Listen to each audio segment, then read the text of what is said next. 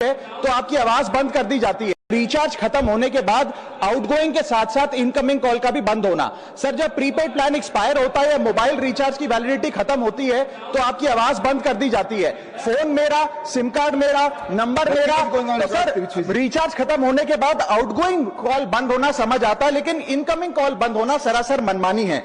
Sir, हमारा mobile number आज हमारी डिजिटल पहचान बन चुका है। एसेंशियल कम्युनिकेशन जैसे कि UPI payment, banking, OTP, train ticket OTP, PAN, Aadhaar authentication, interview का कॉल, हॉस्पिटल का कॉल, मां बाप का गांव से कॉल, तमाम चीजें इनकमिंग कॉल और इनकमिंग एसएमएस से आती है और वो इसलिए बंद कर दिया जाता है कि इंसान एक रिचार्ज कराना भूल गया।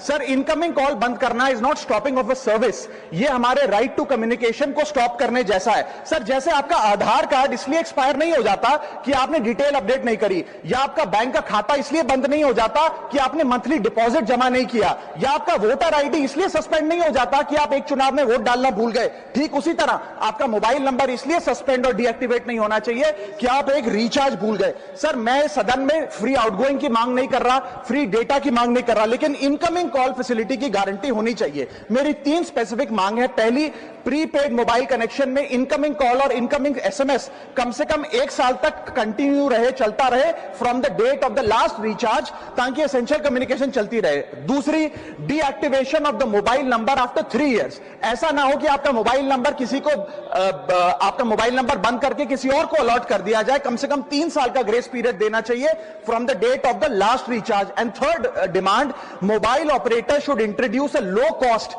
Incoming only plan. वो लोग जो सिर्फ इनकमिंग के लिए फोन रखते हैं उनके लिए, जैसे कि 10 रुपए में 180 दिन की इनकमिंग कॉल की फैसिलिटी, इस प्रकार की स्कीम्स मोबाइल ऑपरेटर को लानी चाहिए।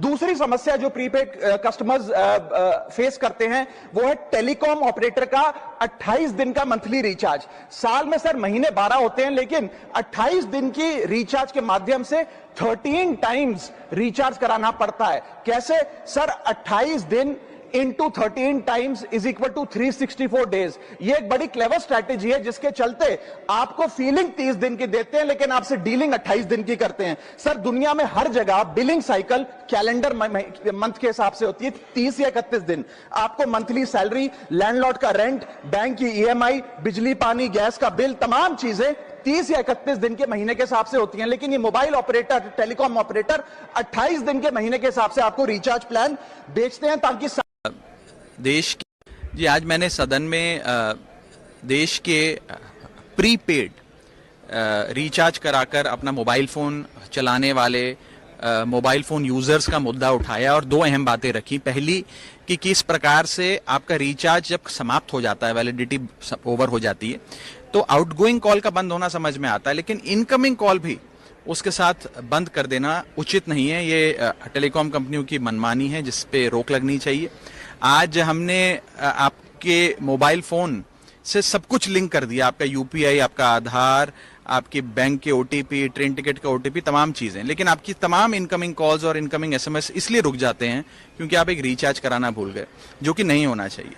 मैंने सदन में कोई फ्री आउटगोइंग कॉल्स देने की मांग नहीं रखी, फ्री डेटा देने की मांग नहीं रखी, लेकिन एक साधारण सी बात रखी कि इनकमिंग कॉल कम से कम 1 साल तक from the date of the last recharge चलती रहनी चाहिए, ताकि देश का आम आदमी अपना राइट टू कम्युनिकेशन जो है वो सरेंडर ना करे, उसका उस लहजे में अगर बात रखें तो उसका शोषण ना हो। दूसरी बात जो रखी वो ये रखी कि प्रीपेड कस्टमर्स जो हैं वो एक और बड़ी शिकायत जो बार बार उठाते हैं वो ये है कि 28 दिन का मंथली रिचार्ज होता है। कैलेंडर में महीने के हिसाब से या तो 30 का महीना होता है, 31 का महीना होता है, लेकिन ये टेलीकॉम ऑपरेटर्स जो हैं ये 28 दिन का रिचार्ज प्लान बेचते हैं ताकि आपको साल में महीने भले 12 हों लेकिन रिचार्ज 13 टाइम्स कराना पड़े।